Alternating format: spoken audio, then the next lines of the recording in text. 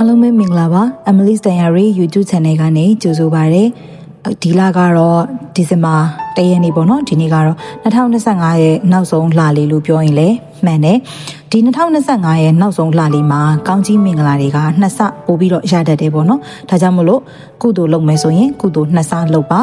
အဲ့ဒီကုသိုလ်ရဲ့အကျိုးကျေးဇူးကလည်းကိုစီမှာနှစ်ဆပြန်ပြီးတော့ရလာပါလိမ့်မယ်ကိုလည်းအရင်ကထက်နှစ်ဆပို့ပြီးတော့ဂရုစိုက်ပေးပါနော်2026ကပေါင်းခြင်းတည်ရတဲ့နှစ်မလို့ထူးခြားဆန်းကျယ်ပါတယ်။ဒါကြောင့် energy ကောင်းမွန်ဖို့အတွက်အခုဒီဇင်ဘာလကလေးကနေပြီးတော့ကျမတို့အတူတူအရှိန်ယူကြမယ်။ကုသိုလ်ကောင်းမှုတွေကိုလုပ်ကြမယ်။အထူးသဖြင့်ဒီလအတွက်ရေတရားလေးတစ်ခုပေးခြင်းပါတယ်။တိရစ္ဆာန်လေးတွေကိုအစာကျွေးပါ။ဆင်းရဲတဲ့သူတွေမရှိတဲ့သူတွေအတွက်အဝတ်အစားနဲ့စားစရာတွေကိုပေးလူပါ